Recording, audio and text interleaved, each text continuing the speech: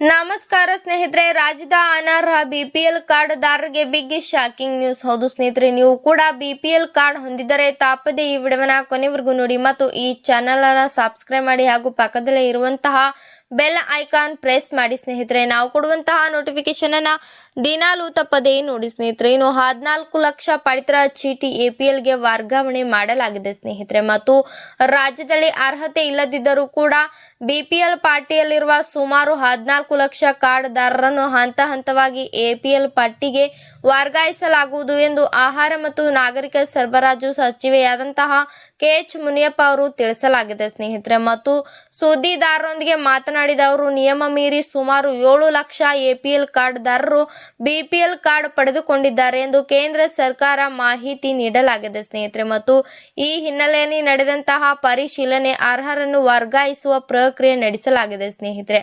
ಹಾಗಾದ್ರೆ ಬನ್ನಿ, ಯಾವುದೇ ಕಾರಣಕ್ಕೂ ಕೂಡ ಅರ್ಹ ಬಿಪಿಎಲ್ ಕಾರ್ಡ್ದಾರರನ್ನು ಪಟ್ಟಿಯಿಂದ ಕೈ ಬಿಡುವುದಿಲ್ಲ ಎಂದು ಮತ್ತು ಒಂದು ವೇಳೆ ಅರ್ಹರಾಗಿದ್ದರೂ ಕೂಡ ತಾಂತ್ರಿಕ ಕಾರಣಗಳಿಂದ ಅಥವಾ ತಪ್ಪಾಗಿ ಬಿಪಿಎಲ್ ಪಟ್ಟಿಯಿಂದ ಹೆಸರು ಹೊರಬಂದಿದ್ದರೆ ಅಂತವರು ತಹಶೀಲ್ದಾರ್ ಅವರಿಗೆ ಅರ್ಜಿ ಸಲ್ಲಿಸಬಹುದು. ಹಾಗೆ ಅರ್ಜಿದಾರರನ್ನು ಪರಿಶೀಲಿಸಿ ಅವರಿಗೆ ಮತ್ತೆ ಬಿಪಿಎಲ್ ಕಾರ್ಡ್ ನೀಡಲಾಗುವುದು ಎಂದು ಸಚಿವರು ಭರವಸೆಯನ್ನ ನೀಡಲಾಗಿದೆ ಸ್ನೇಹಿತರೆ. ಮತ್ತು ಆಟೋ ಗ್ಯಾಸ್ ಕುರಿತು ಮನವಿಯನ್ನ ಮಾಡಲಾಗಿದ್ದು, ಆಟೋ ಓಡಿಸಿಕೊಂಡು ಜೀವನ ನಡೆಸುವವರು ಸಂಕಷ್ಟದಲ್ಲಿದ್ದಾರೆ. ಆದ್ದರಿಂದ ಆಟೋ ಗ್ಯಾಸ್ ಅನ್ನು ಆದ್ಯತೆ ಮೇರೆಗೆ ನೀಡಬೇಕು ಎಂದು ಕೇಂದ್ರ ಸರ್ಕಾರಕ್ಕೆ ಪತ್ರ ಬರೆಯಲಾಗಿದೆ ಎಂದು KH ಮುನಿಯಪ್ಪ ಅವರು ಸ್ಪಷ್ಟವಾಗಿ ತಿಳಿಸಲಾಗಿದೆ ಸ್ನೇಹಿತರೆ.